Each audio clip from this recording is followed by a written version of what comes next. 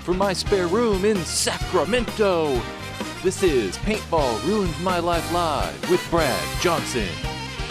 Tonight, an NXL rules investigation. The NXL finally switched to limited paint, and of course, more pro news.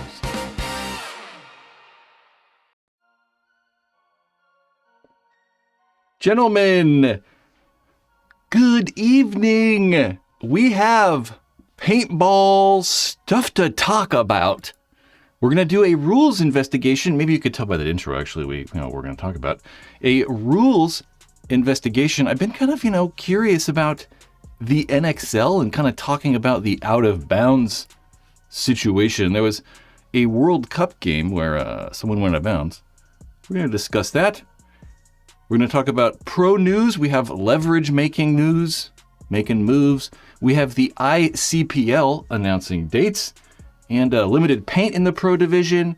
We have pros making more money in the pro division. We have companies going out of business. And yeah. But without further ado, we're going to thank BFPGEAR.com. I'm all over the place. And they just got a bunch of Hydra stuff in. So, maybe if you have not seen this Hydra stuff in real life, you can go check it out either at 2 locations they have. If we actually move the mouse over, you can see that they're in stock at Extreme Paintball in Modesto and in stock at Sec Paintball. I like to say that they have stuff in stock at those actual physical locations. So, if you're nearby, you can go actually try stuff on. You can see the new Hydra mask. That thing's actually I'm kind of on and off about it. It's a little expensive, but it is kind of neat. The Hydra black knee pads, you can go try those on. But if you don't actually live close to, either of those physical locations, you can always order stuff, and that always will ship for free if it's over $29. I was going to say everything ships for free, but that'd be crazy. If you order stuff over $29, it'll ship for free. Think about BFPGEAR.com next time you're going to, buy some paintball stuff. BFPGEAR.com. There's links in the descriptions of all these videos and all kinds of stuff. And first of all, this we weren't supposed to do a live stream today because I was supposed to go skiing, but that got postponed and we're going to go tomorrow. It's frozen. What's frozen? Are we really frozen? Let me know if it's actually frozen. I don't know if we're actually frozen. And then I'll progress once the chat lets me know we're not dead.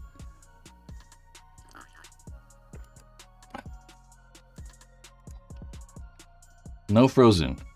Okay, not frozen. Okay. What is this video, Julian? This is a live stream where we talk about paintball stuff. Okay. I don't know. What should be the first thing we talk about? I have something I want to get ready that I literally just remembered that I did not set something up. So we'll set that up later when we actually get to it. I don't know. Let's just do this in order. This off season has been absolutely crazy. We've gotten so many. We got to talk about that too. Did I put that in my notes? I got to put that in my notes really fast so I don't forget. Okay. This off season's just been nuts. And we have a few other moves, stuff that I'm not hyper familiar with though, but we'll just let it run and I'll just talk. Leverage has added 2 new players in Rob and Joseph, although I always hear him still Josie Altimore. So Rob Altimore and Josie Altimore are going to be joining Leverage. Both of those guys have kind of been on the same teams together for a long time. Giving their brothers, they've kind of just, that's ended up happening. Both played for the Brooklyn Bears, Seattle Thunder, and then last year with Chicago Aftershock. And then Patrick Sinelli, who's been coaching for quite a few years in various other pro teams. He coached for New York Extreme for nearly 4 years, from 2018 to 2022. Also coached Seattle Thunder that same 2022 year, and then spent some time with the Brooklyn Bears 2023 and 2024. Leverage, one of the newer pro teams, but not awful. Leverage will pull up the 2025 standings here, and we're going to try out my new telestration as well. Cross your fingers and hope this works. It's already not working. Okay, let's close it and then try it one more time. There we go. You can see leverage. Let's go to the highlighter setting. You can see leverage right there in 16th place overall. Obviously, those first 2 tournaments were not so great, getting last place.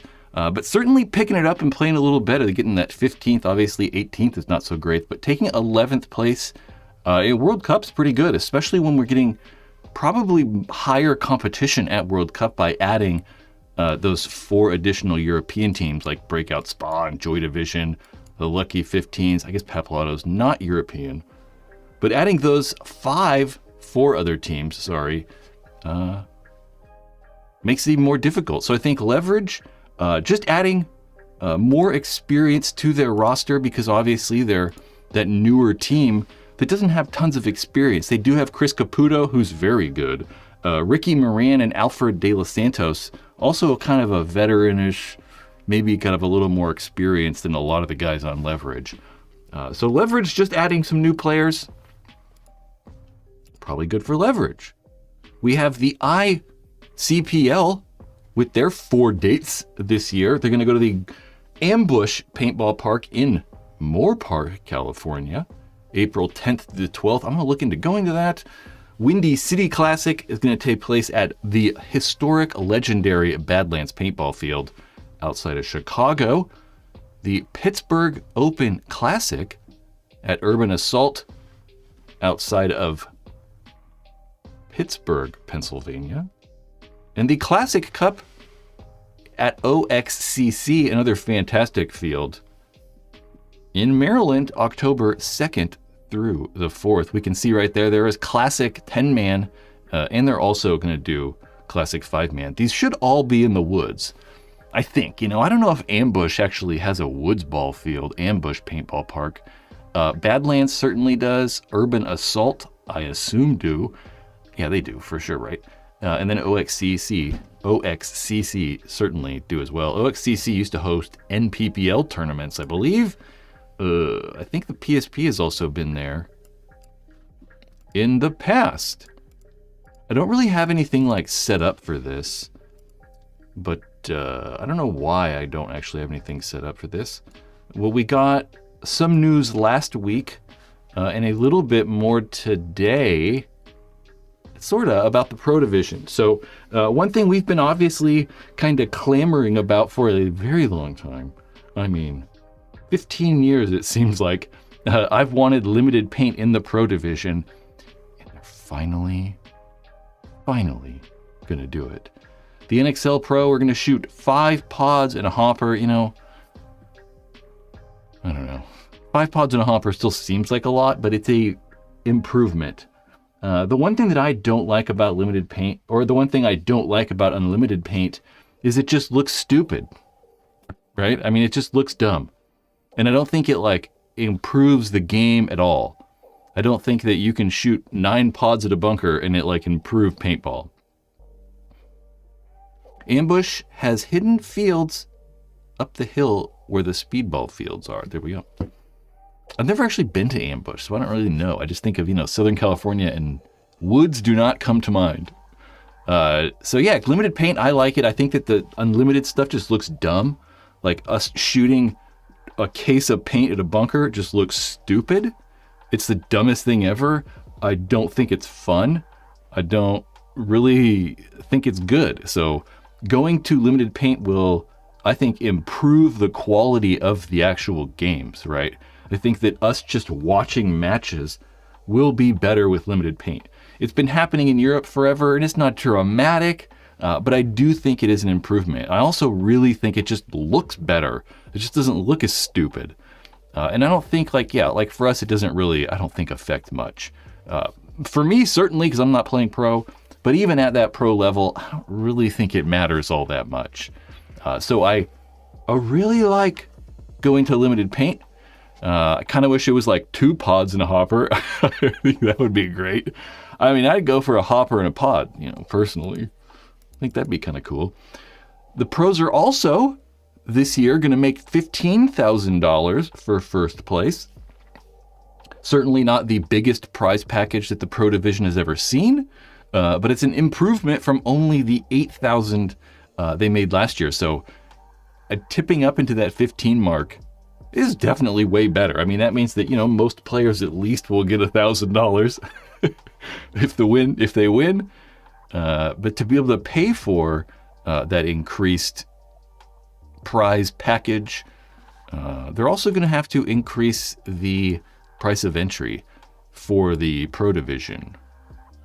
15K divided by 20 people, it's probably like 12. It's probably like 12 people. Because most teams don't have like 10 actual players, and then they might have like 3 staff or something like that. So, but yeah, for sure.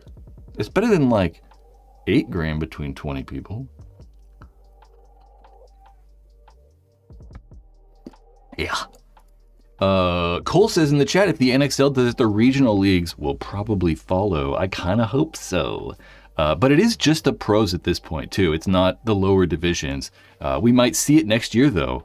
That's probably something that is common, that we might see like rules or changes made to the pro division first, and then trying to trickle down into the divisional stuff.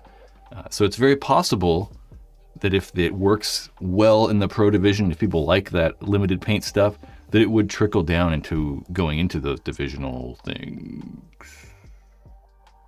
Yeah. I kind of hope so, though. 15 grand and limited paint.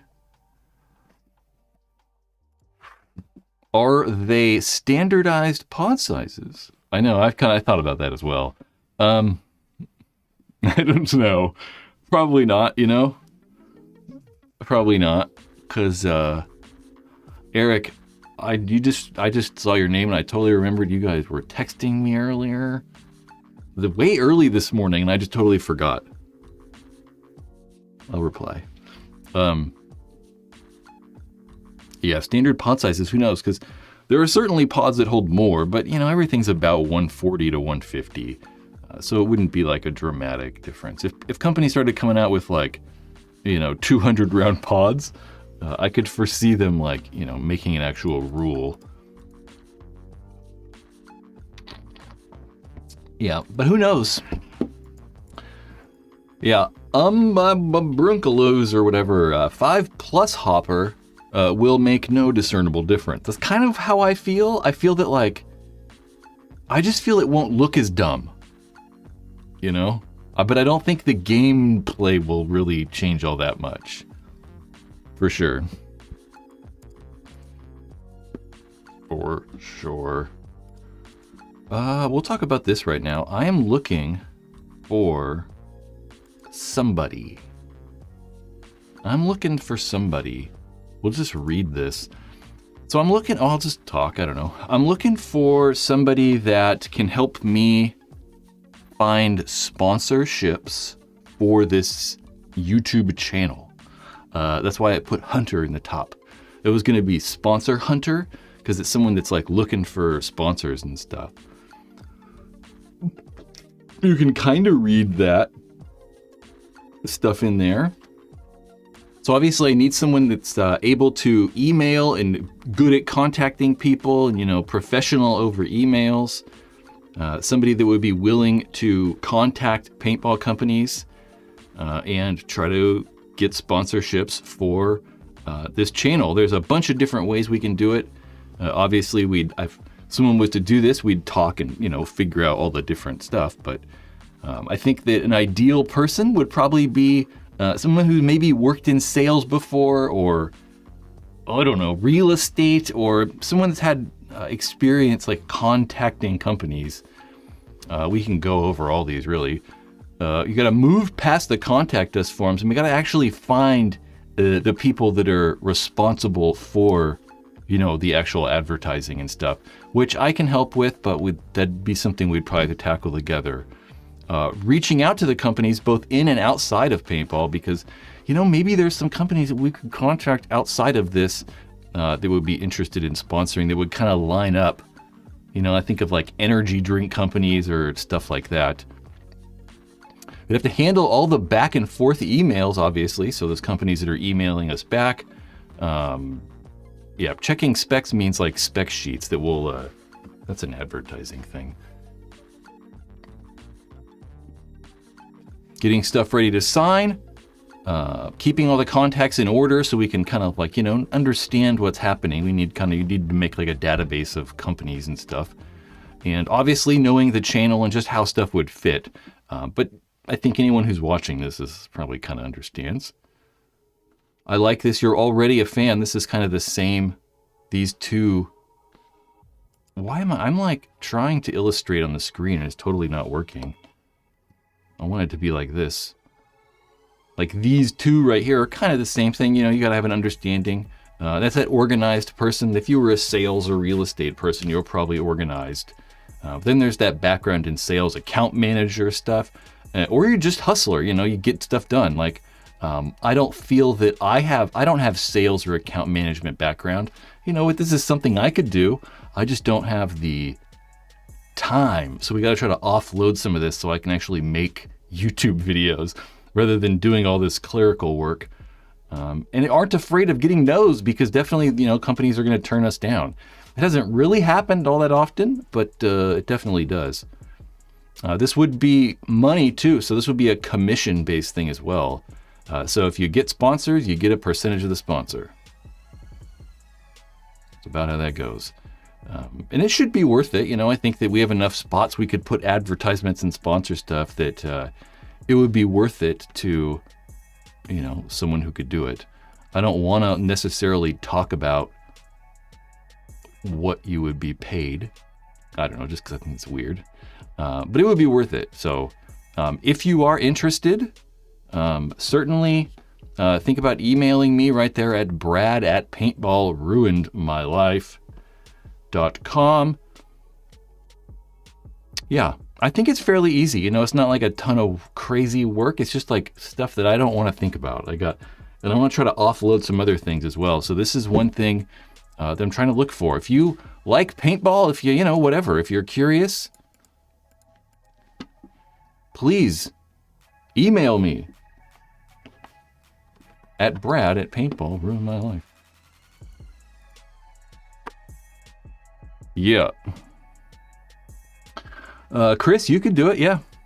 Send me your application. I'm serious. I mean, whoever, it's, it's two things, right? It's up to you, really, how much money you could make. Because if you actually do a good job and can get sponsors, then, you can make money too. We also have to have somebody that's like, good at representing the channel and know that you're talking for me. Don't just be like, hey, fucking assholes, and go crazy on a person. Chris, you might know someone. Cole and Chris, I got your names mixed up. Yep. Some brain says, I have that kind of Rolodex, but I'm not wasting any of it on paintball.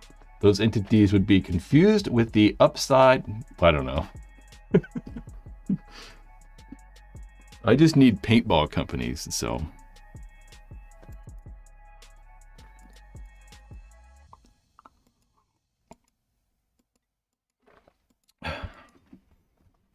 Yeah, there's definitely, I see some about gambling and stuff. Yeah, we definitely want to not have those sponsors too. Ideally, it would be all paintball companies, but we'll see. Is this considered more of a full-time? Oh yeah, definitely not. Definitely not.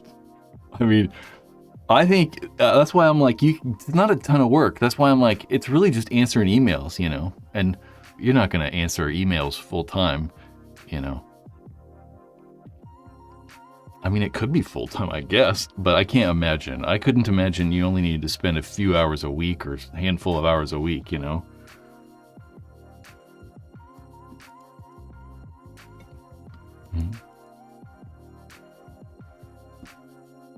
Fleshlight? Chris, fleshlight or flashlight? I mean, I might do peptides. I wouldn't be like opposed to peptides. I don't know about... I would actually do Viagra too. I got no problem with Viagra. I don't know about DraftKings. I don't know about the gambling. I'm not a huge fan of gambling.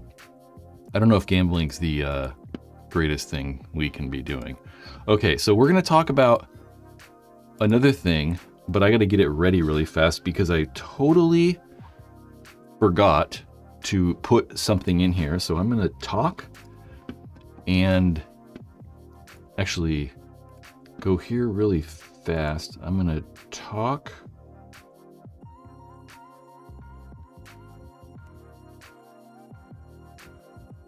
Okay, hold on. I'm gonna talk while I look for something. So I need to go here. I'm looking for a highlight that I downloaded earlier. 2 kills. Right there of Jacob Edwards. I'm gonna put that there. And we'll just pull this like that. Okay. We'll go back to the beginning. Go back to the beginning. Okay. So, NXL World Cup 2025. This is a 2-on-2.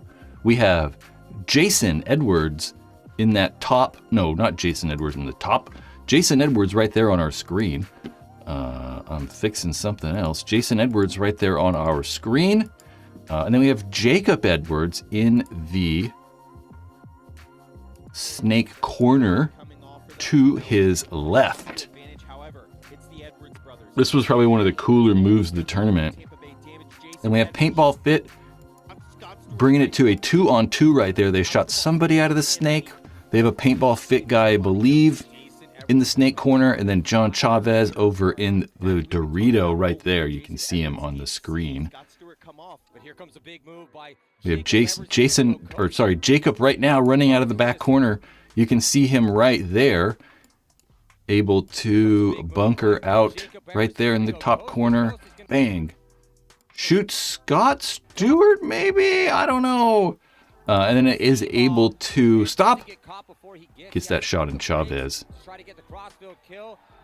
Bang, bang, bang. Then he gets that shot in Chavez.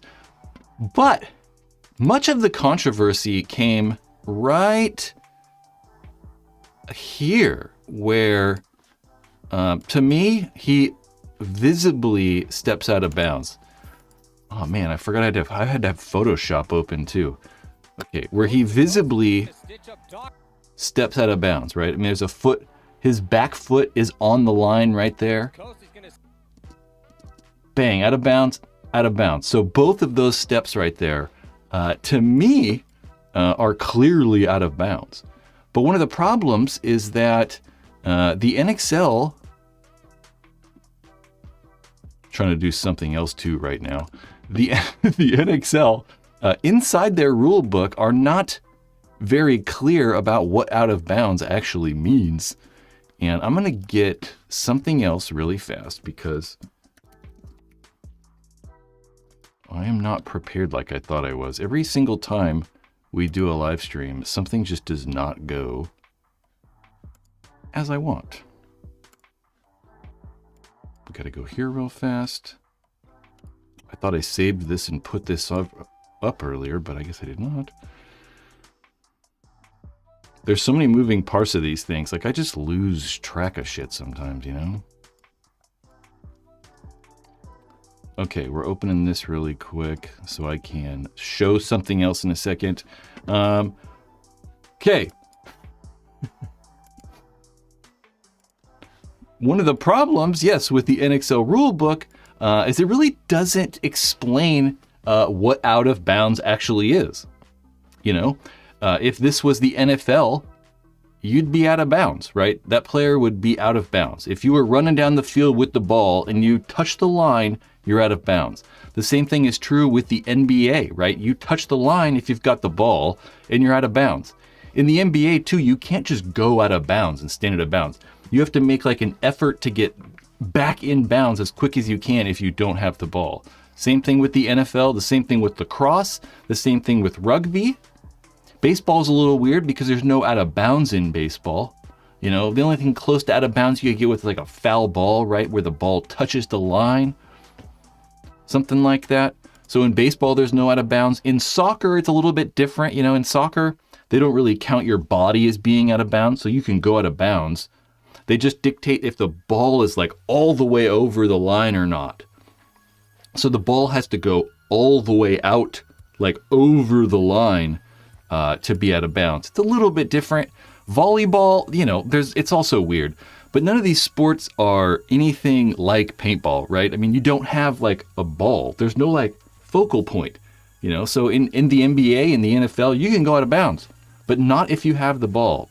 But in paintball, there's, you know, no ball. So we kind of are all playing at the same time, right? Like in the NBA, it'd be like if everybody had a basketball, right? Everybody is kind of vulnerable to going out of bounds. And the NXL don't really, like I said, don't really stipulate what out of bounds means. So this is the first spot in the rule book where they talk about, you know, going out of bounds. They say, C, going out of bounds or moving the boundary tape you can be eliminated for. Okay, that's one of them. The next mention of going out of bounds is the same thing. It's just like reiterated in eliminations. So going out of bounds or moving the boundary tape. There's another one where you can get a minor suspension, where if you're out of bounds and you're like shooting players on the field, you know, you can get a suspension for that. So, you know, if you're out of bounds, don't just start shooting people, because apparently you can get a minor for that. And if you do get a minor for that, it forces your team to play with 4 players the next point as well. It's not like a regular minor. Because it is a minor suspension, I should say, not a minor penalty. And that's all. It doesn't say anything else about anything about the boundary line or what actually is out of bounds, right? Is out of bounds touching the line? Is out of bounds going all the way over the line? Is it like straddling the line? Can you like be over, can your body be out of bounds, but as long as you're like hanging over the boundary line, is that in bounds? You know, there's nothing about it. And it's caused confusion on the internet, you know.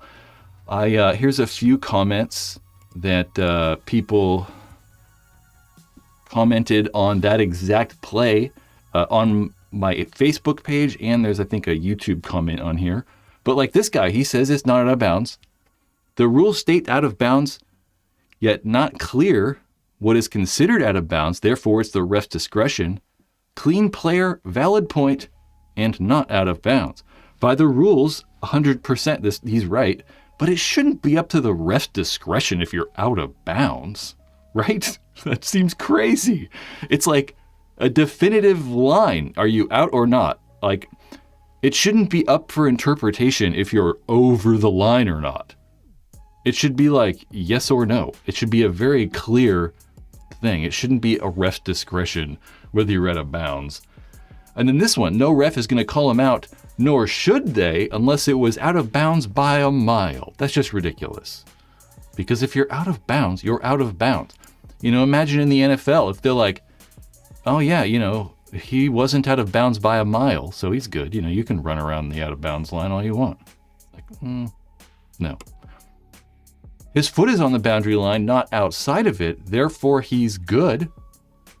So, you know, he thinks that it should be all the way over or something.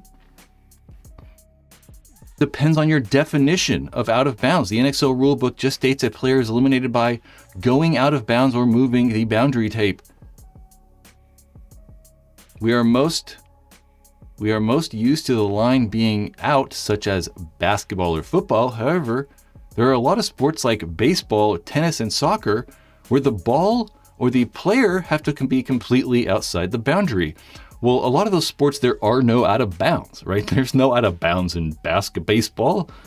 There's no out of bounds in tennis. But yeah, there is that out of bounds line in soccer where you have to be completely over the boundary. So there's just a lot of confusion. What the hell out of bounds is? I also thought it was funny that today I was watching very briefly. Oh my God. Well, I might have screwed it all up. Okay, we're good. I'm trying to move Photoshop over to this other monitor. I also saw that today on the Play the Game podcast, they were talking about friggin' out of bounds stuff too, which is kind of crazy because, I didn't know they were doing that, and I had this whole thing all planned out. We're going to make this smaller. I can't actually see. Can't see like the freaking window. Gotta bring it over so I can see my toolbar. Okay, this is Adobe Photoshop, right? Adobe Photoshop. And I just want to illustrate kind of boundary lines and like what is happening here. And something else a little weird. So the NXL field, we can see right over here, is 150 feet by 120 feet. So it's 150 feet long by 120 feet. So that means that each one of these squares is 10 feet, right? So we have 1, 2, 3, 4, 5, 6, 7, 8, 9, 10, 11, 12, 13, 14, 15. 150 feet, right? So if we were to zoom in and we were to take our square marquee tool, and let's say we just take this random square. So what I'm going to do, I'm going to copy this, everything in here, I'm going to copy, right? Ooh, I just realized I can't see my layers. We're going to move that over just a smidgen. And we can see right there, right? There's that copy of it right there. But so we can see it and line it up a little bit better, we're going to make it transparent. And if we move it over, we can see if we line those up perfectly, right? We can pretty much line them up pretty perfect. I mean, that's as close as we're going to get just by, the sheer whatever. So this is 10 feet to 10 feet. So this means that like right here, right there is the actual border of the field. So this black line on the inside of this black line is where the actual field dimensions start counting. So outside of this line, even just a smidge, right? Even a quarter of an inch on the outside of that line, the inside is going to make you out of bounds. So if you touch the line at all, you have exceeded the boundaries of the playing field. So I think that if you touch any line on the field at all, anywhere, you are out of bounds because you've exceeded the boundaries of the playing field. So I don't know. I think that he was out of bounds. I think that if you touch the line, you're out of bounds. I also think it's very weird how I think technically the bunker, the start gate is out of bounds too. I just noticed that like the start gate is also out of bounds. So I think the rule book should be probably rewritten however it's rewritten, just to make it clearer for players so we understand what's out of bounds. And I don't know, just make it clear. I don't know if I'm right or wrong or, whatever. Maybe we do make it, you have to be like 2 feet out or something like that. Like 2 feet have to be all the way out or something, whatever. But just making it clearer so that people know. I personally like the idea of it's out of bounds. You're out of bounds. Like you just can't go off the field, right? It doesn't make any sense to have like the field be 150 feet by 120 feet. But you can really play like 152, like It should be 150 feet. If you go off of the field, you're out. I don't see how, like, it should be any interpretation. You step on a line, you're out. I'm very passionate about this. How it goes. What are you guys talking about? Chris Martin. Paint lines on the field like the NFL. You step on the bounds, you step out of bounds. You get a minor. I don't know about a minor. They do paint the lines, but they just, kind of ghetto.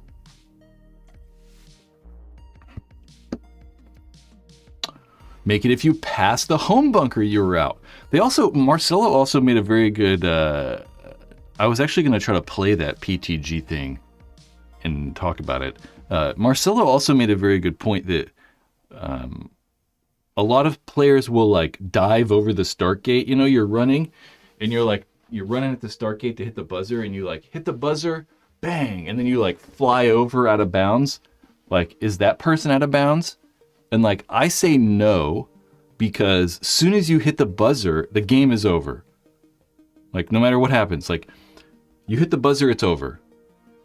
But also what's happening is guys are getting eliminated for like walking off the field before the ref checks them, or like putting on their barrel cover even after the like buzzer is hit. So it's a little bit of a weird situation. Like, if you have a hit on you and they hit the buzzer, the game is technically over. So I don't know. The game is technically over. So even if you have hits on you,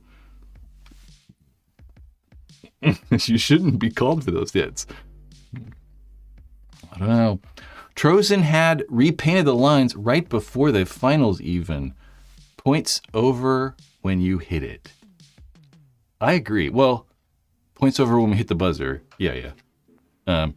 He repainted the lines even. That's probably why we can see them, I mean, if they were to not paint the lines ever, right, not repaint those lines ever, we probably wouldn't even be able to see them at all.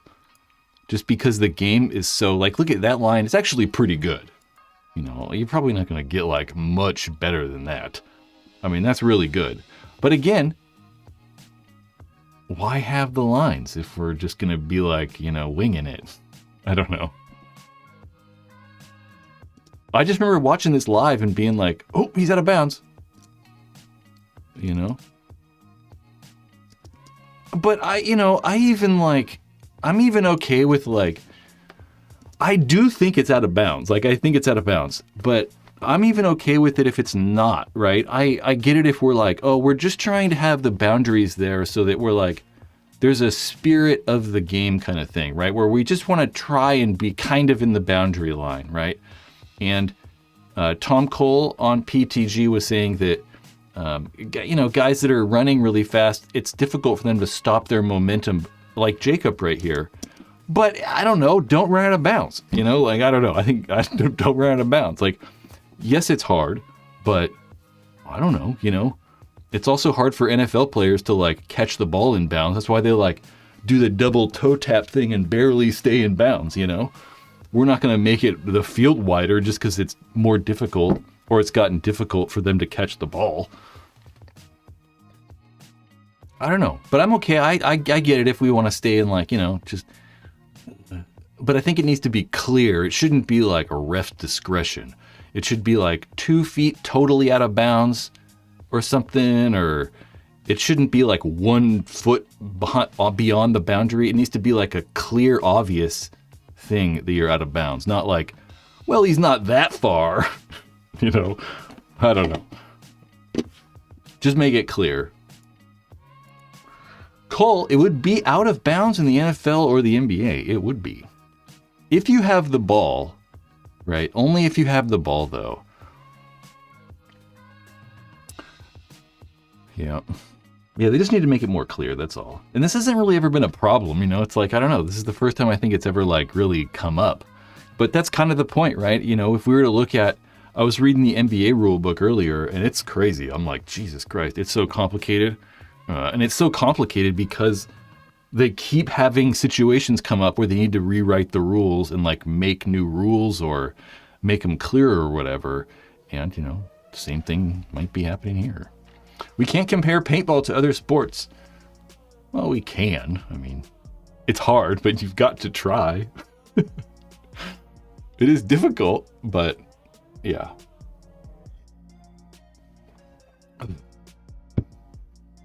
Who knows? What's some brains say? 100%. We need to allow fighting to settle on-field arguments like hockey. I was gonna say, how about like a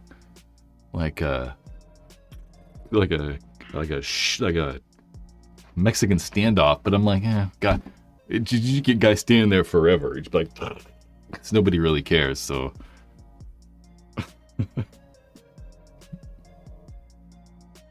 yeah. The old who knows if it's out of bounds or not. Who knows if it's out of bounds or not? And we can hit that one. You know, on this YouTube channel, I got lots of merch I can sell. I guess I can sell it, you know. We got lots of headbands, barrel covers. There you go. Where are all the headbands? I had like a big pile of them out there. Headbands and barrel covers, there are very few of these barrel cover or headbands left. They're $30 each, only $30. There's a 3-pack you can get for $75. They're made of 100% cotton. Should have some hopefully new merch products coming out very soon. And when I have those, I probably will burn the rest of these headbands if there's any left. So if you want one and you want to help support this channel, let's get rid of these headbands. Follow that link right there on the screen. You know, there's a link in the description too. You can get yourself a high quality, affordable headband and support your favorite paintball YouTube channel. Bring back the penalty box. I'd like to see the penalty box come back too. I like the penalty box. All about the penalty box. I thought it was really fun. Chris, the NXL needs a governing body committee. Yeah, I think I read that already. I shouldn't say anything. I don't know. They might. Honestly, I don't really know. I really don't know. I mean, I know that Tom Cole and Jason Trozen often make the decisions, but it would seem sort of wise when making big decisions about, you know, asking everybody. C-Max says, I'm really hoping they drop the pod limit, that they will open up the field a little bit more. Please bring back old school layouts. It probably might make a slight difference. I mean, they've been using the NXL in Europe, have been doing limited paint for a long time. So we haven't seen a huge change there, but I think it's a little bit better. It might speed it up a little bit. I don't know. I'm not sure what's going to make a difference. If anything does or it needs to, you know, I don't know. I think removing some of the bunkers would make a little bit of a difference. Just a couple. I mean, they got so many goddamn bunkers in the field now. It's crazy. It's almost like difficult to move around. Does anyone make camo paintball clothing anymore? Ooh, paintball Realtree. Not really. Not that I know of. There might be like a handful of companies making like, you know, camo jerseys sorta, but not really.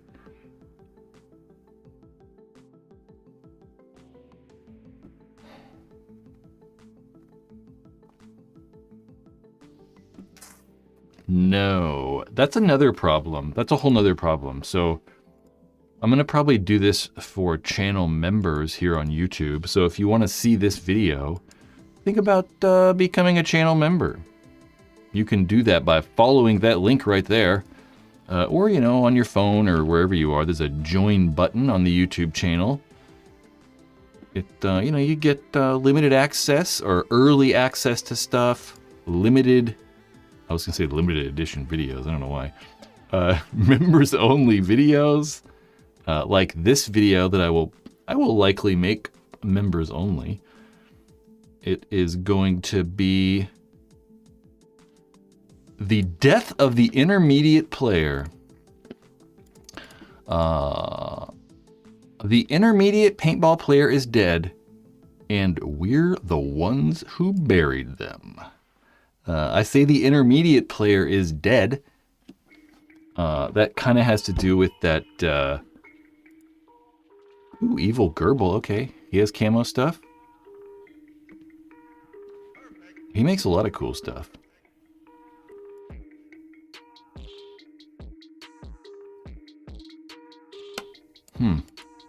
Okay, well, there's people making camo. I was going to say the intermediate player is dead, and that kind of reminds me of... What the hell happened here?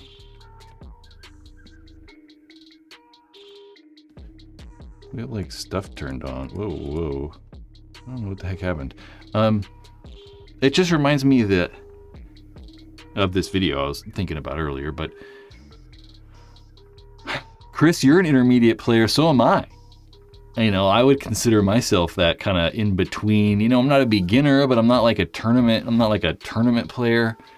But you know, that's something I've talked about for a long time, right? Is that like the industry is focused so much on like these tournament players and stuff like that, that they kind of like forgot about the average rec player, or just, you know, the guy who plays once a month or whatever.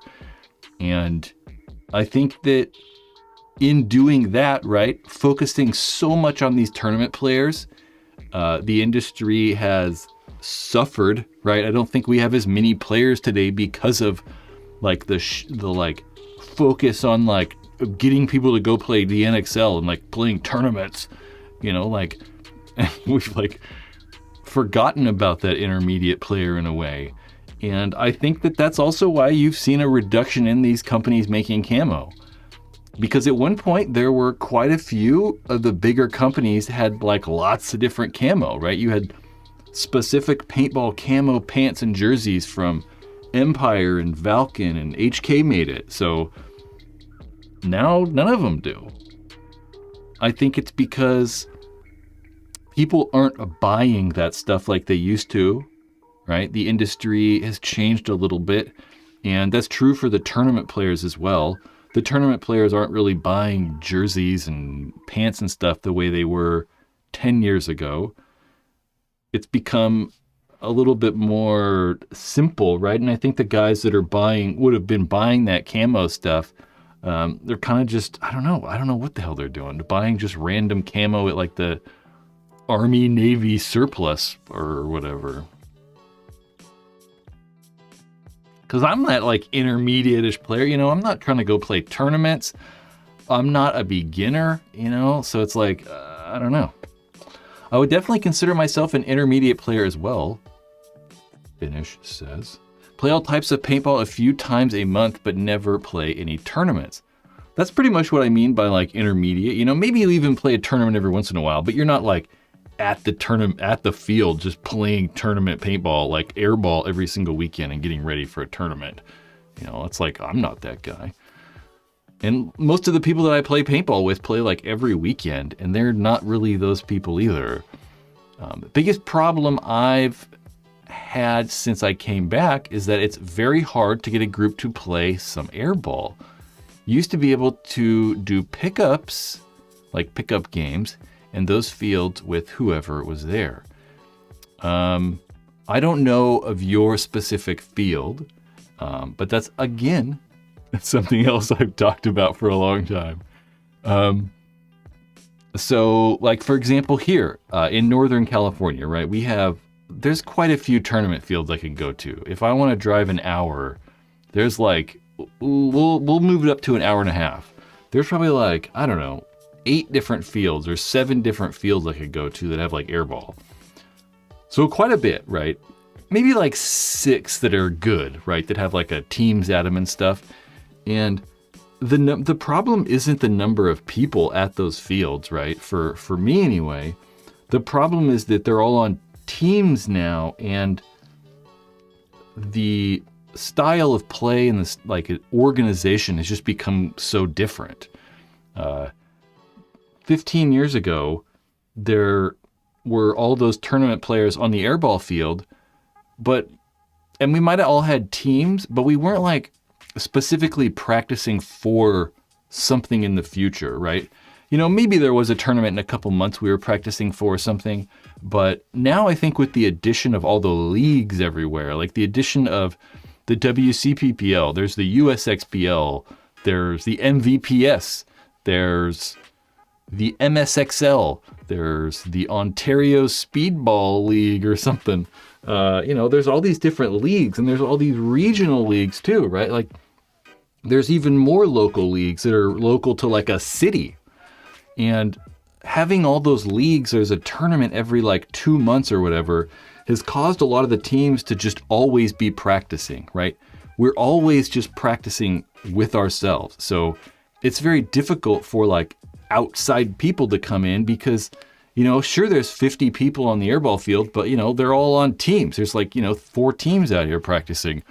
So it's difficult to like just have like jump on random games. Whereas everyone had teams before, but it wasn't really like we were practicing for a specific event or like, you know, practicing for the whole season like we do now. That's how it feels, at least to me. Yeah. People definitely don't want to play without their guys. Yeah, that's true.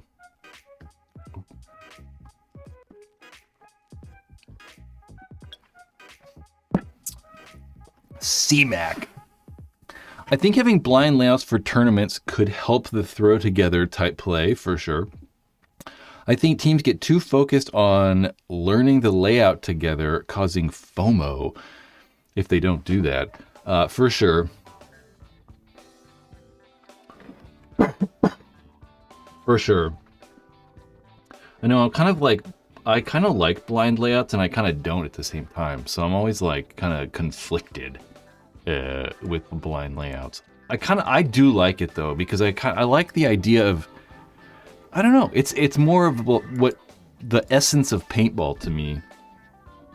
Right, I think paintball, the fields they're different every time and it's unique every time. And it's supposed to be, I don't know. I just kind of feel like it's more the essence of paintball, having blind layouts rather than like practicing the layout over and over and over and over and over.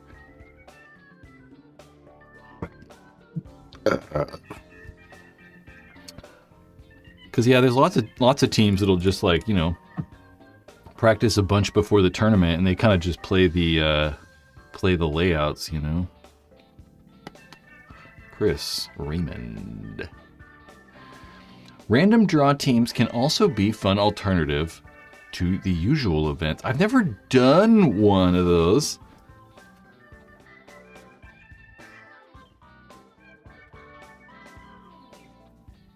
Never done one. Cool idea, cool ideas. It would be cool to have a place on a field website where you could sign up or throw together teams to get rounds in.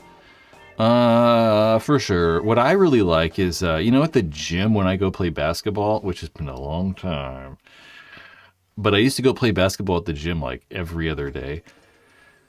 And the way it worked there is you just put your name on the whiteboard, right? And then they'll just pick teams and stuff, and it's really kind of easy.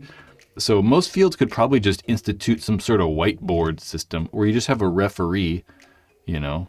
You just come sign up on the whiteboard or give your name to the ref, and the ref can come and call like whatever 5 guys, go over there.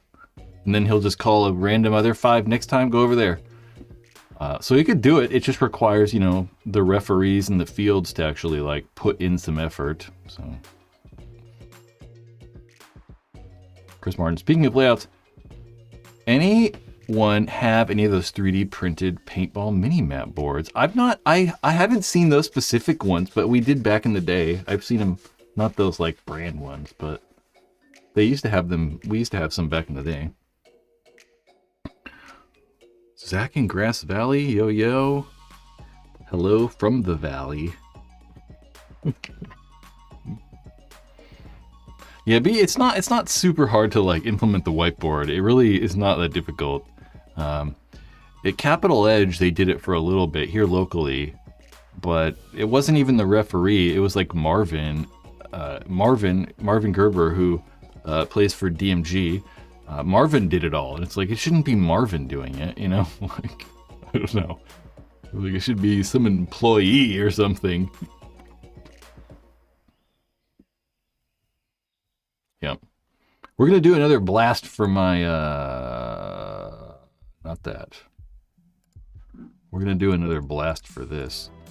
I am looking for somebody to help me find sponsorships for this YouTube channel.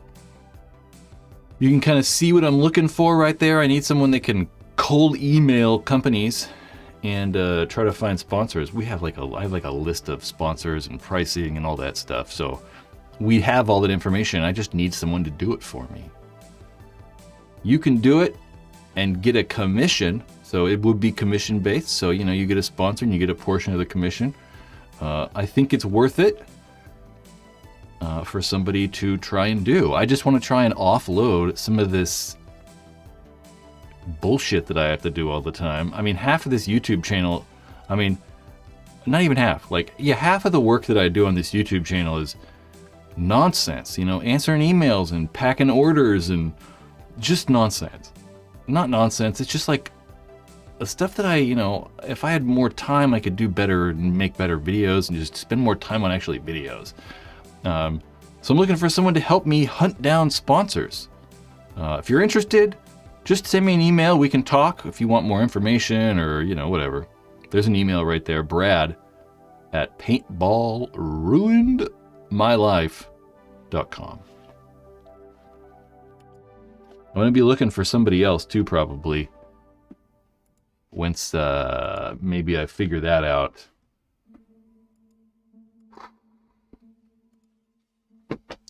When everyone had ions,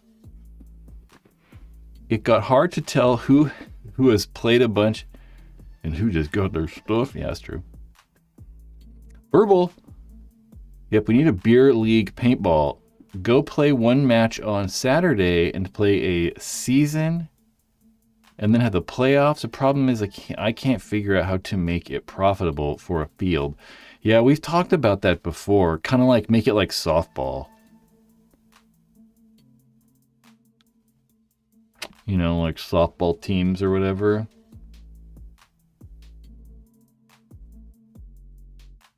It's just hard. You know, I think a lot of the people that want to play tournaments, you know, they kind of want to play. My ear, I just noticed my ear is like super freaking red. The other one like that? I can't actually see.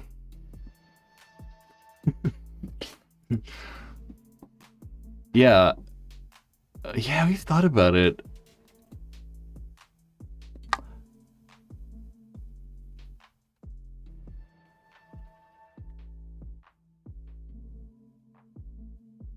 I think that it'd be fun for a field to try in the summer, right? There's some of these fields like Paintball Fit, you know, fucking ASG. I don't know. You know, there's a lot of fields that are getting these lights and stuff now. I think it'd be fun.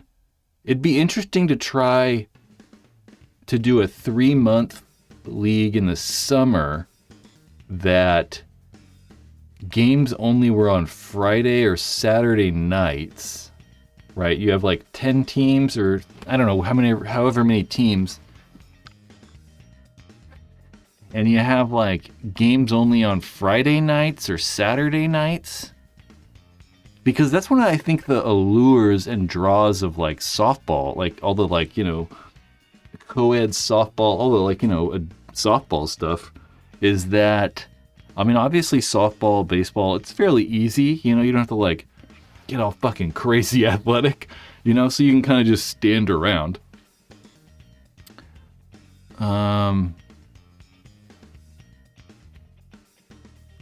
Yes, so it's one of the draws I think to the softball stuff is it's at night, you know, it's at night in the summer on a weeknight, on a weekend, right? So it's like, it's not Tuesday morning, Tuesday afternoon, or, you know, Tuesday night. It's Friday night, Saturday night only. So you're able to get like those older people, I think, that would be maybe more interested in going Because if it's in the daytime, I kind of feel like you're going to draw more of the younger people.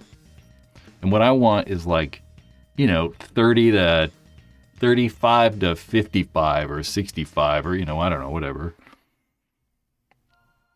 Maybe. I definitely thought about that a lot. Not a lot. I mean, I haven't really thought about it, but I've always thought that something like that would be cool. I think Verbal said Friday Night Lights League is lit. Is that something, though? I feel like Paintball Fit's kind of done that, no? Huh. Nightball at Fit would be awesome. Hopefully I'm going to go to the Glow Ball event here at Capital Edge in like 2 weeks or whatever. The 24th, I believe.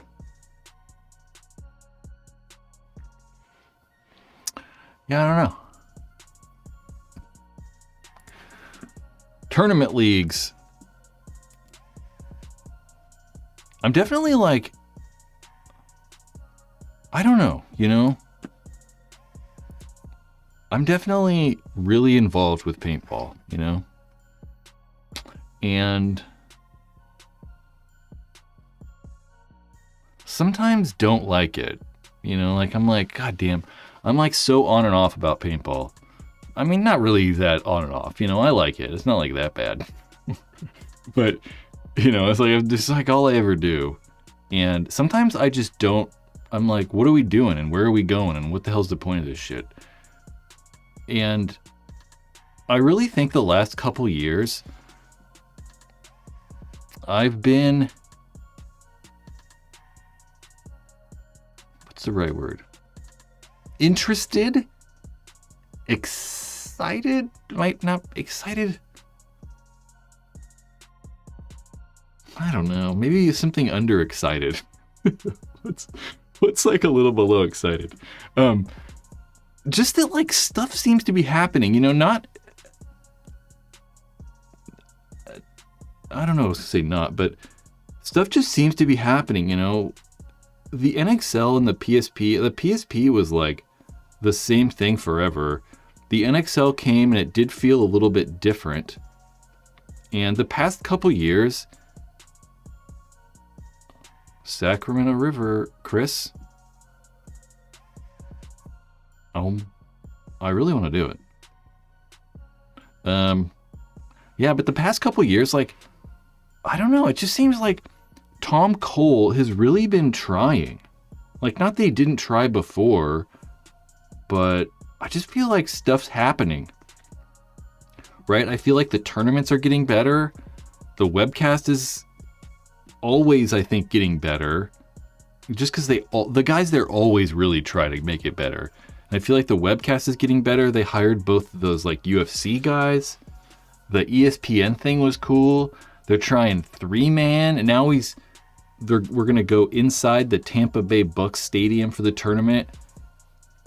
And I think Tom was saying that he wants to do more stadiums potentially. So I don't know. Stuff just seems to be happening, which is cool. I'm excited to see like where we go or what happens and like what's going on. Yeah, but I think that kind of, we all have to really kind of start with getting more people to play paintball. And I honestly think that like trying to help focus on that intermediate group that's playing paintball is a good idea.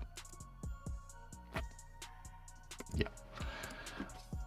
I'm not sure the stadiums is going to bring the growth other investments could. But is the whole point of it growth too?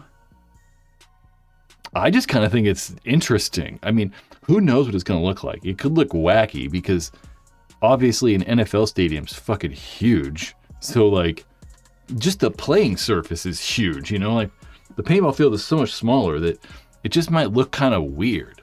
But stuff is happening at least, right? It's better that like stuff is happening. Yes, it might not be like the perfect solution, but at least stuff is happening. I like that stuff is happening. It's like I said, the PSP was just kind of like whatever, forever. you know, for 15 years. Nothing ever really changed. So the NXL, at least something is happening. We're doing something, you know. Something. Playing in the stadium won't make my videos perform any better. Well, for sure, but that's not their responsibility, is it? I don't know. It won't make mine perform better. That's for sure.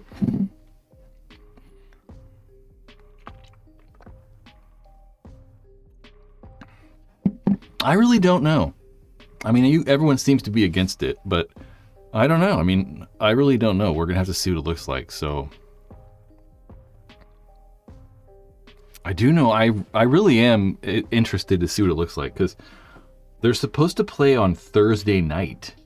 It's Thursday night, right? Thursday night in the stadium under lighting, which is pretty cool. I mean, I don't know. I think that's cool. You know, verbal, those could look good. If it's at night, hopefully they can like get the lighting just to go on the field so you won't be able to see there's nobody in the stadium. So hopefully we can just get the lighting so bright on the field that all the background is just black. Just black. So it could be interesting. Is it hard to play under lights? I've played in all kinds of lighting conditions, and I don't know if it's that much more difficult. I mean, you know, the MPPL has played inside before. You know, we played Skyball inside. There's all kinds of stuff. Plus, we don't really know what the lighting is going to be like, so.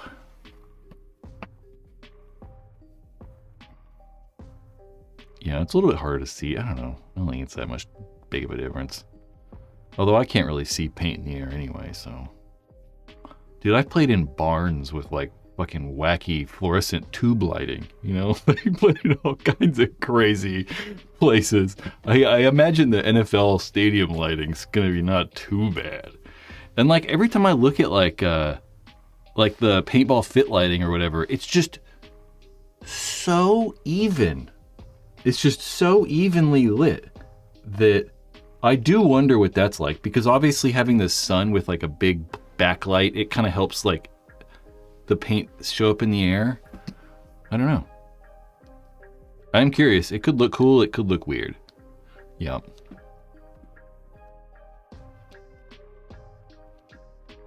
Yeah, I wonder, because getting the lights like really far away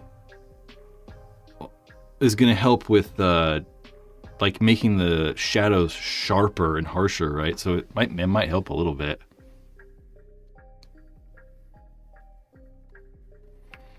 They say there's no flicker filming motion slow-mo at the Buck Stadium. Is it LEDs though? You just said something LEDs. The Buck Stadium lights. Oh, versus the LEDs. Yeah. I mean, if there's no flicker, that means they're using like real lighting.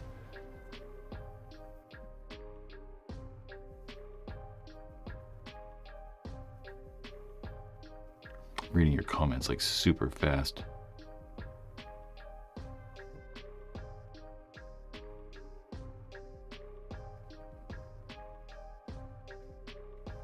Because don't LEDs, like, no matter like,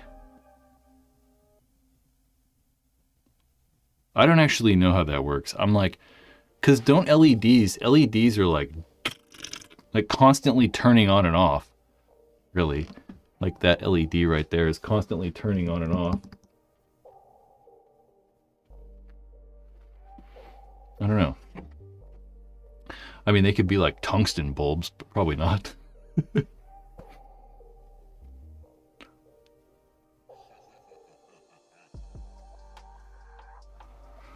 Cole, he says, if the NFL players can catch a football into those lights, for sure. But the paintballs are so small and they're moving so fast.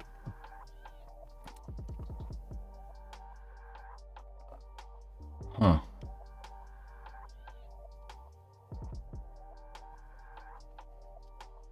Yeah, I never really thought about the lighting. Like, I don't know. I don't know. I just don't really know.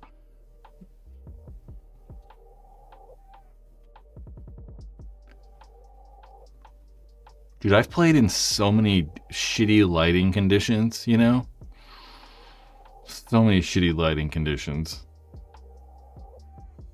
Austin, we talking about playing in lights.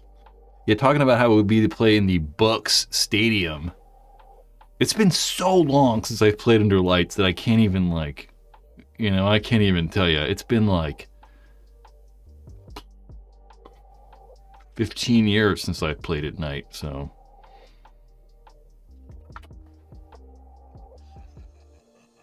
The yayo makes the paint easier to see.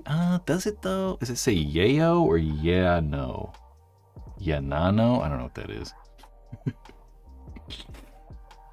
It will be interesting, but ultimately, I'm just excited that stuff's happening, you know?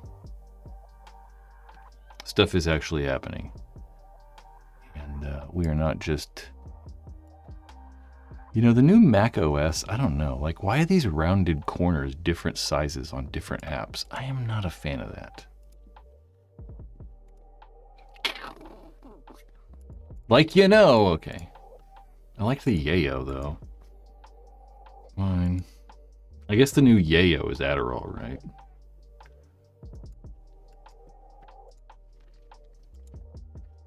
Could maybe use a yellow. Yeah, yellow.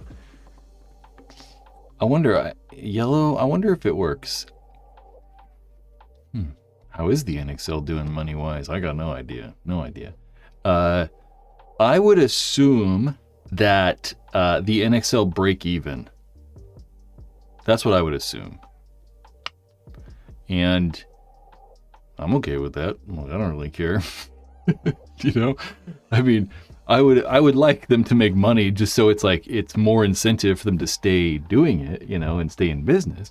Yeah, I think they probably do make money. It's not like they're losing money, but they're taking all that money and I think reinvesting it. That's what I kind of mean by no money either.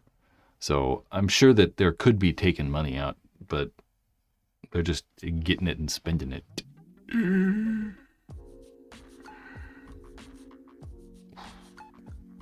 Maybe we should do mushrooms. Who's got... We'll have a glow ball mushrooms on... Actually, last time I talked about this, there was a warning sent out to everyone. That don't do it. So... maybe we won't talk about it. Bart takes it and reinvests it in his roster. Yeah, pretty much. That's funny. Yeah.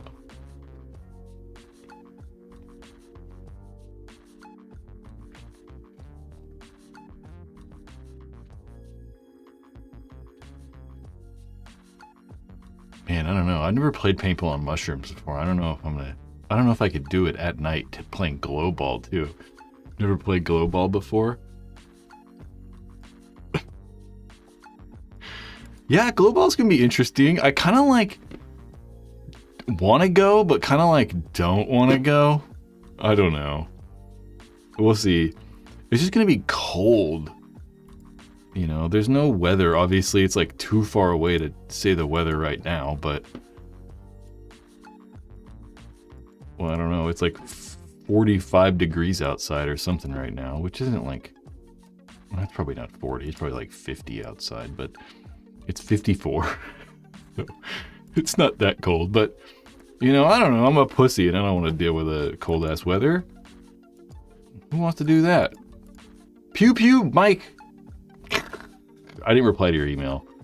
I will. I suggest for Global that each team shoots a different color. Yeah, I don't know what colors we're using. I have no idea. It's always been yellow, I think. I don't know. Maybe there's green? Something like that? What am I making excuses for? What did I even say? I don't even... Dude, I don't know what I said 30 seconds ago, so... oh, the cold. Maybe. Yeah. It's just in the middle of friggin' winter. I don't know. I'd rather it be 110 outside, honestly. I'm that crazy person. Yeah. It's true. So what do we got coming up here? I don't know. What videos am I working on? I talked about the death of the intermediate player. We're going to do that one soon. Working on that. Yep. The death of the intermediate player. And we still have the failed paintball products video that I didn't release, so that'll come out soon. I like cold because then I don't have to worry about camera. Oh, there you go.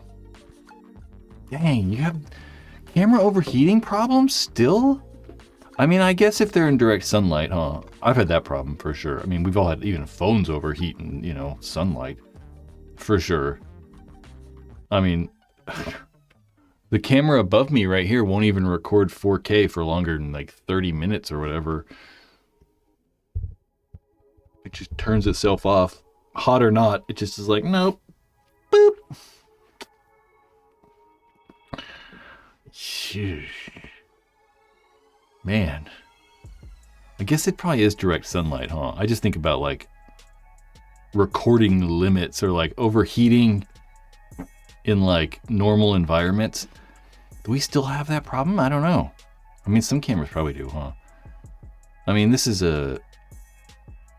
obviously it matters like frame rate and all bit rate and all kinds of shit, huh? They used to be real bad.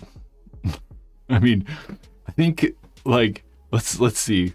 What was the recording limit on the Canon 7D?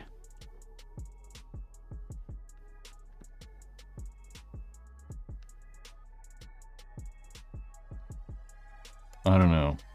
But I had a Canon 7D when it first came out, and I think that it would only let you record for like 5 minutes at a time or something crazy like that, and it would like turn off, which is pretty wild. For well, inside I'm good, yeah, for sure. We're running 4K, yeah, 120, 4K 120 will probably do it, huh? Ooh, the FX3 has a built-in fan. I at one point was looking at like strapping ice blocks. Shit. Funny. Yeah, for sure.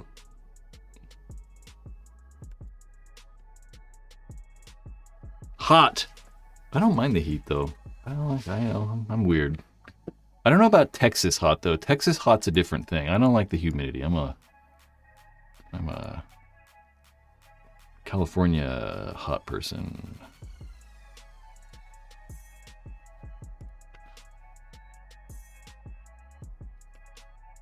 I know what'll help you cool it down.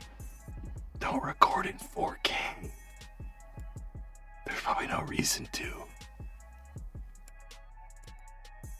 That's what I say. I don't know. I used to record everything in 4K, and then I'm like, why? I mean, I guess with paintball stuff, it might be a little better. There's like this weird oversampling thing too, right? Because even just because it being 4K, it like looks better than the 1080p footage. Even if you like downscale it, it still looks better. I know, I was thinking about that too. I was like, if you want to like zoom in, yeah, for sure. If you're doing the tracking thing, yeah, you need that extra resolution.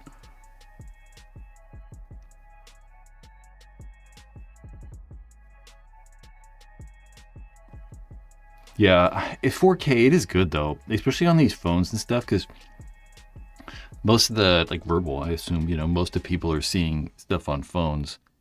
And man, at 4K, you can zoom in. I mean, you could like, you know, crop that thing like 800% or whatever, and no one's even gonna really know that much of a difference. So you could like do all kinds of crazy stuff with like cropping and stuff. But then it throws off it just throws off your like depth of field, and it looks kind of weird. And then you get guys like me, you're like, what's wrong with this? You get me inspecting the video. YouTube automatically gives 4K upload their better codec with higher bitrate. 1080p is lower quality one unless you are a huge creator. Oh.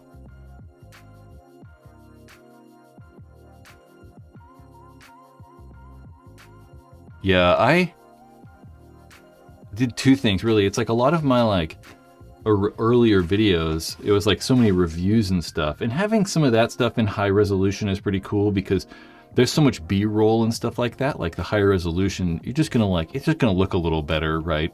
When it's like up close stuff. But now it's like all this history stuff. I mean, I'm putting like 360p videos in my timeline from like 2004, you know? So that footage looks so bad that it totally doesn't matter. It's like, you know, now it's like I've just 1080p everything. And I don't know. You know. But I used to go, yeah, 4K everything.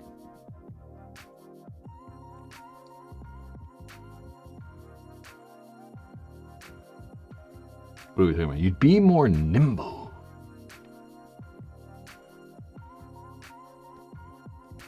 Yeah, I mean, Go Sports, I mean, all the Major League Paintball stuff is filmed on Red cameras too. Well, not all of it, but like, they have a lot of Red cameras at the field, which is fucking crazy. I don't get it. I don't know. Verbal, I'll show you what you should get. You need to get a Fujinon. Oh, not that. That's not the window I want. God damn it.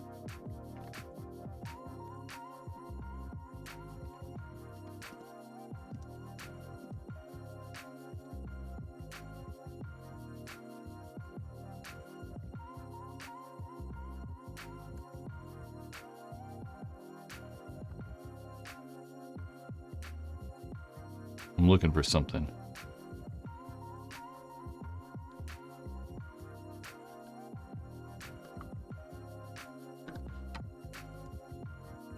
Man, I guess they don't have like... I don't know. Whatever. They don't have these names on these anymore. They used to be called something else. This is what you need. You need to get a Fujinon box lens. And we'll just show some pictures of these. Yeah, there you go. Woo! That's what you need. That's what I want to see you out at the paintball field with. That's what the NXL need. If the NXL got that thing, let's go. Hopefully this opens up in a big version. Let's go. 25, is it 20? It's actually a 25 to 1000. Oh. It's like the dream setup. But you know, you gotta have like, you know, I don't even know. Do they even sell those things? Oh, here's like a, oh, look at this. 200, it's only $250,000. It's a cool $250,000. It's a cool $250,000. It's even crazier than that. Like, let's, whoa.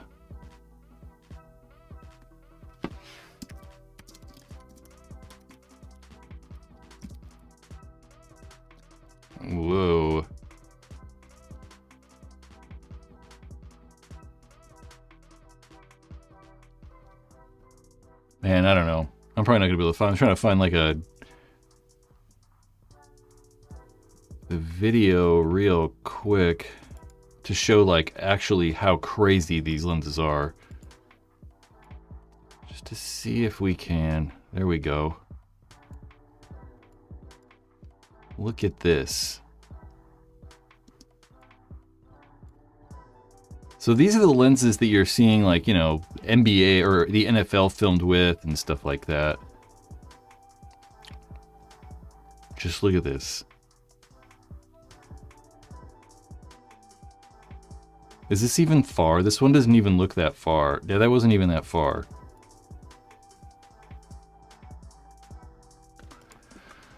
Anyway, you guys want to learn some other camera stuff? So what's cool about these camera lenses is they're par focal. So the focus spot never changes. So you can focus on something and just zoom out and it stays focused on that one spot. Whereas like, you know, normal camera lenses, if you zoom out, it can get kind of weird. It depends. So those Big lenses are also parfocal, which is kind of cool. So, yeah. The NXL needs to spend $75 million in upgrading their cameras. Yay. There is a camera operator. We're going to go from Houston, Texas. I follow on Instagram. I love that kind of stuff. I want to be a camera operator. I could do it. The NXL needs to hire me to be a camera operator. Not really, actually. I told someone the other day I want to be I want to be like Go Sports or NXL's like a consultant. I want to just walk around the tournament and be like, that sucks, change that, change this, we need to rearrange that. I just want to walk around and tell everyone stuff sucks. Be like, change this, move that over there. Camcorder, that's what I've been saying. Verbal, I'm all about the camcorder.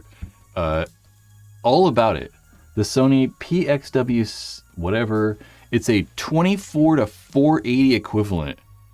Crazy. This is what I've been saying. I was talking to someone else about this. I don't know why, like, we're using still cameras to take video. It makes no sense. Like, I really think that if I was to film paintball at the paintball field, I would probably be using a video camera just like that. It just makes way more sense.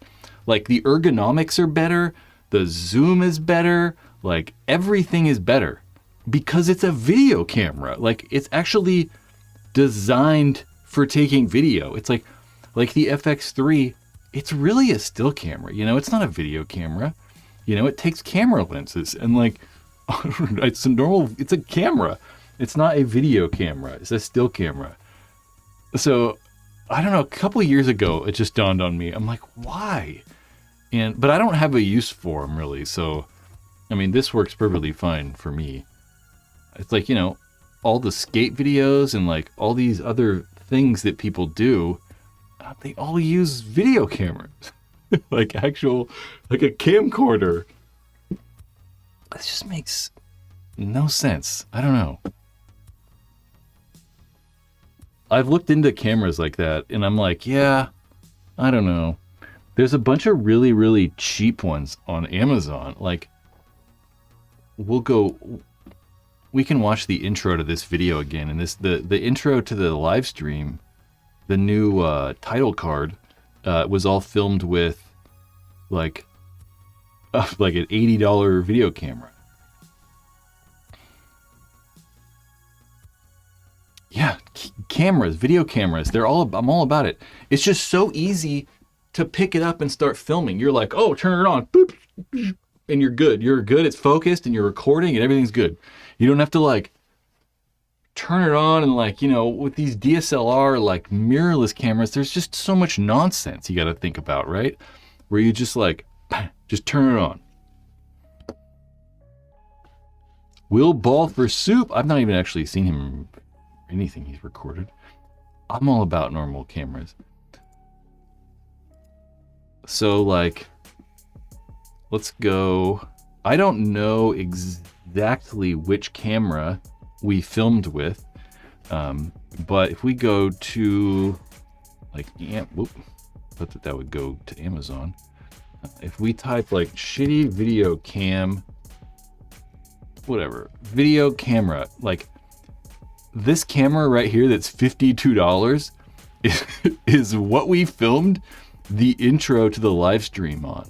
So a camera that's like this, just a shitty nonsense camera, is what we filmed this on right here. I'm gonna click over and it's gonna play.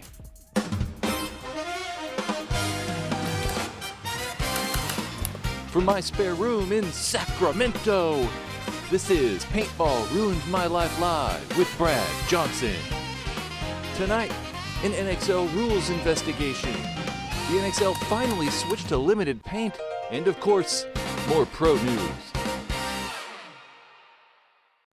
You know, obviously it doesn't look amazing. It doesn't look great. Chris Raymond right there. It was actually Chris Raymond's camera. He did all the camera work. You know, it doesn't look amazing, but it's a $50 camera, you know? So I love it. And I actually like the way it looks. So I'm about it. You know, I really would like a Canon GL2. You know, I think we should start filming on tape. Verbal, you should get one of these. Whoa. Verbal, get a GL2. Get one of these bad boys. And then you'll be like super cool. But you gotta get like, you know, they use mini DV tapes and stuff like that. So you gotta like buy tapes and stuff. Super cool. Okay. Looks great. I love the cheap cameras. So much fun. Chris did the camera work. That is why it's good. You know, I don't know. I'd be like holding it like a fucking, doing a vlog with it or some shit. So good. I love it. I love the cheap little freaking cameras. I really want like, you know, a real film camera. That would be really cool. Oh, there it is. The Sony HDR CX220. It's definitely not HDR either. It does not have high dynamic range. We can tell you that much. The Sony HDR CX2220. 125 bucks. 300 bucks. But this is like old too. So this is like an old camera. So there's like, you know, newer 2013. So there's like newer cheap versions of it too. So, you know, it's just some shitty camera. I mean, it wasn't probably then, but now it's like, man, our phones are so much better, you know, technically in every way. Any idea why the X7 Phenom breaks so much paint? That's a hard question to answer. If your Tippmann 98 is able to shoot the same paintballs, but your Phenom breaks them, I would first ask you where they're actually breaking. Is it breaking in the barrel, or are you having problems with it in the cyclone feed? So I would probably try to figure out where it's breaking and like when it's breaking. So is it like when you're shooting really fast? Is it just like, you know, you're sitting there and bang, you shoot one ball and it breaks? Or yeah, because it's hard. There's quite a few different things that could, you know, make that happen. I would first try to like whittle down when it's happening. I would say most likely causes of a Phenom breaking paint more than a 98. I don't know. I mean, first thing I would probably look at as the ball latch. The barrel, the ball detent or the ball latch. It's the piece that stops paint from rolling forward. I'd first look at that. Because those guns are so simple. They like work or they don't, you know? Because the Phenom, it shouldn't be harder on paint than the 98, that's for sure. Probably not much better or worse, really. It's probably about equivalent. I think that they would like you to think it's better, but some brains is right. Not really, though. MSRP, it was 2000. I don't know. Some different format.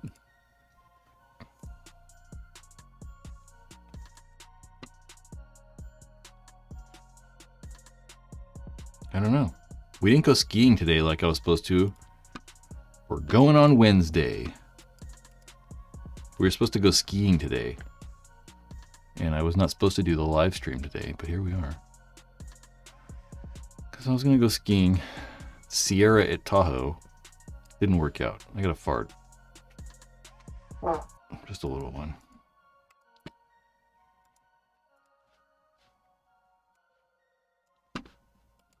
I don't know. We got to think of some more segments. I really like the intro to the live stream now. So now I feel like we got to make it like a late night TV show or late night talk show or something like that. The intro's all late night talk showy. Is it Sierra Ski Ranch now?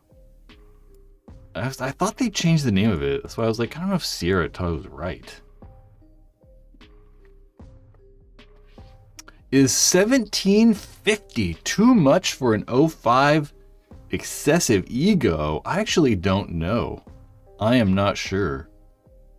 It sounds like a lot, but you know, again, those guns are pretty rare. So it's not just a regular 05 ego, you know, that's like $1,500 more than I would pay for an 05 ego. I don't honestly know. I don't know. I mean, I know 2 people that own those guns, but they've owned them for so long that I don't even think they would know.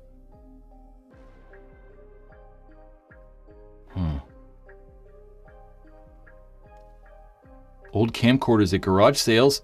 One of the problems with those old cameras, though, is that there's a lot of rubber internally, right? Because you have like moving mechanisms and stuff in there because they're tapes, right? So you put the tape in and there's a bunch of shit that moves around.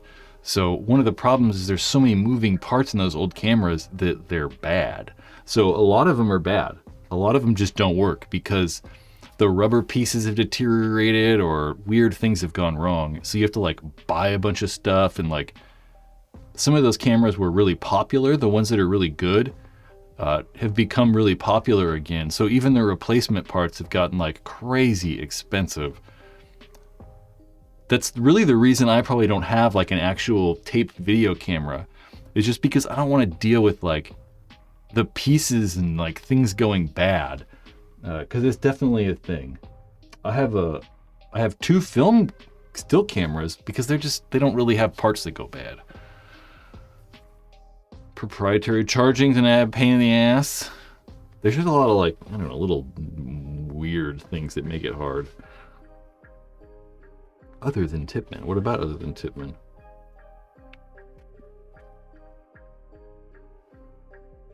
You would pay more than a used LV2 for an old ego? Me? No. But definitely people that are like collecting cool old stuff, for sure.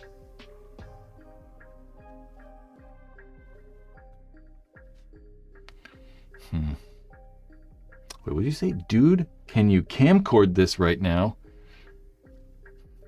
I don't know.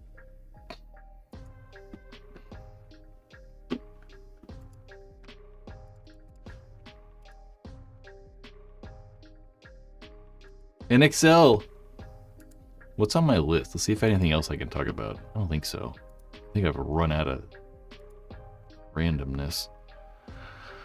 Well, I guess we did get news of this happening. Allen Paintball Products, very, very long time paintball company, is going out of business. Effective January 1st, 2026, Allen Paintball Products, Inc. is closing down. It has been a good long run. The final numbers are as following. 35 plus years, over 25,000 orders, over 15.5 million in sales. Really? That number doesn't seem right.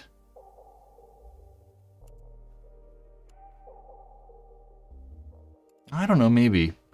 I just feel like it should be higher. Allen Paintball, APP, they've made, American-made plastic products since 1987, which is crazy. Yeah, they just make all kinds of stuff.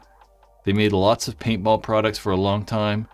Their website, most people would say it's awful. I would say it's amazing, personally.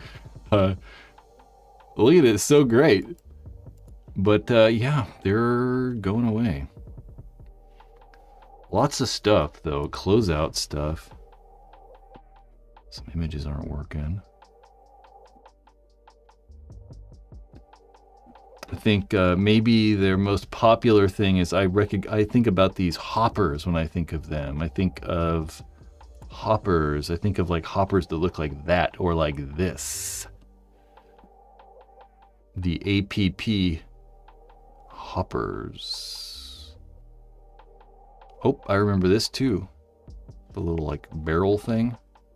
It's like a scope or whatever, right? APP. Kind of surprised. I don't know if I'm surprised they were still around in the first place, but get your 50 round hoppers now, Chris says in the chat. Yeah, they made some of those better 50 round hoppers, right? All these right here. $10 too. I mean, they're not a lot of money. So for sure, if you want, make sure you get the 50 round, or they got their 150 rounder. Yeah, they made a lot of like just random stuff, like random accessories and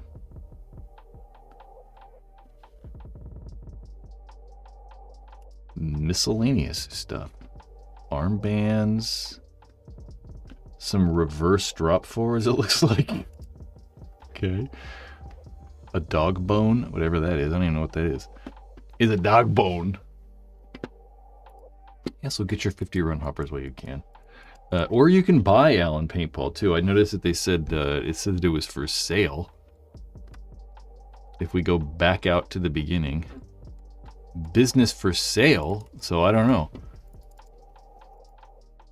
If you live in Ohio or something, it'd be kind of cool. I mean, they have like all these machines and stuff. Imagine being able to make plastic products in the USA. That would be crazy.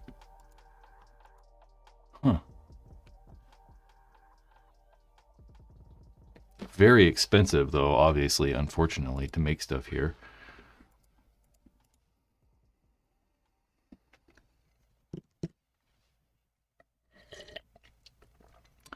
Those 50 round APP hoppers would explode when you took a shot. Not super surprised. Super surprised about what? Their hoppers sucking and they're going out of business? I mean, I don't think it had anything to do with them exploding. I don't know. I know a lot of people have liked those for a long time. The Winchester, obviously, is probably the most popular. I always liked the 100 round, like, multi-cal hoppers they sold. There were a bunch of different companies who put their name on it, but like Empire and GOG made them. I liked those ones, the 50 cal multi-caliber. No, the 100 round multi-caliber hopper. Okay, I'm leaving. I'm gonna go to dinner now. Going to, I don't know where we're going, some Thai restaurant. I gotta be somewhere in 15 minutes. Yeah, I really liked those like GOG 100 round ones. They were just like cool shaped. They were like made well and they were cool shaped and they actually fed well. Didn't I make like a hopper test video?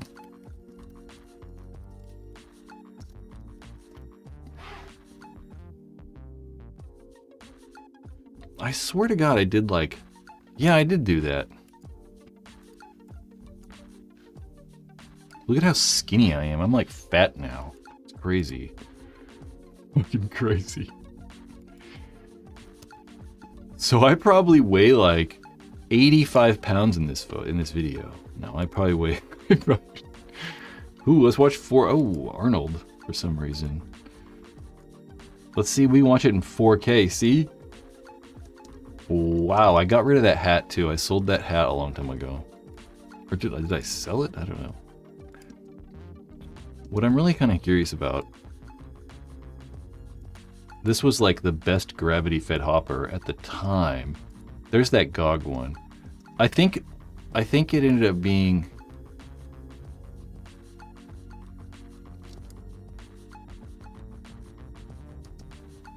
fuck, I don't even know what the hell this chart means though.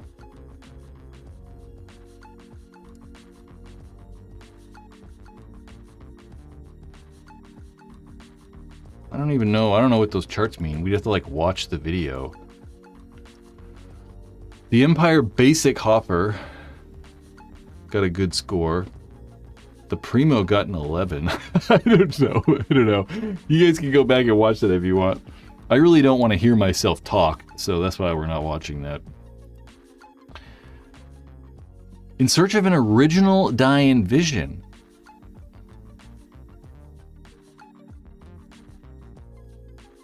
I don't know, I didn't like those. They were not bad. They were cool because they were so futuristic and unique. They were just kind of cool. Why was the quality of JT and dye apparel so much better back in 2007? I don't know. I would say dye, dude, I haven't they don't even make stuff anymore. You know, I would say that JT and dye don't even really make apparel anymore. You know, JT makes their pants, and I don't know if it was better. 07? I mean, the dye stuff was pretty good in 2007. I don't know if the JT stuff was. I don't think I would say the JT stuff was. I don't know if the JT stuff has ever been made well. Their apparel. The dye stuff was good though. Like the C7 and like C6 and whatever. That stuff was good. I would say the dye stuff is still on par with how it is now. It's just different. You know, the C7 stuff back in the day was like much heavier weight and thicker, and it had more panels, and there was more stitching, and there was just way more to the pants. You know, it just seemed like a lot more. Whereas now everything's kind of like lightweight and minimal. So I don't know. I don't know if it's better now or worse. It's just a lot different. Just because the products are so much different. But there are plenty of companies that are making like good pants and like jerseys and stuff that are made really well. Like that Hydra stuff we talked about was made really well. I really like the Kinetic pants. So there's quite a few of the companies that are making like pretty good stuff. I'm with you on the padding. I hate padding on jerseys. I detest padding on jerseys and pants, so I don't like it at all. I hate it. I always have.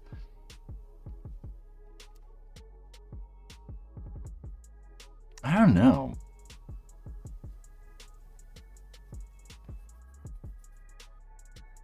I could see the JT stuff, they kind of did make some better stuff maybe only in 2007. Maybe it was like 1 or 2 years.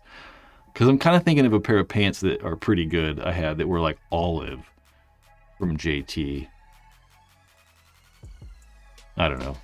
Pants. We'll answer this one. Any recommendations on a gun that's our Milsim Woodsball hopper fed reliable other than a Tipman? The Planet Eclipse EMF 100. Yep, for sure. It's like the only option, I think. There's a couple other ones like, oh, you said that aren't Tipmans though. Not really then. It's really just Planet Eclipse. Those 08 JTs. Yeah, I think about the 08 stuff and I think about like Dynasty and those huge fucking pants they wore for a little bit. Probably when they shot Luxes and stuff like that. I think Dave and Glenn Takamoto were on the team. For sure. Those weren't as bad. I'm thinking like the JT team pants from probably like 04 and 05. Those things were not that good. For sure. I don't know. Okay, guys. I'm going. I gotta go. I got 10 minutes. Come back next Monday. You know, we'll be here Monday. I don't know. Make sure to leave a comment and like the live stream. It's very helpful. Like it before you leave. And, I don't know. Enjoy the rest of the night.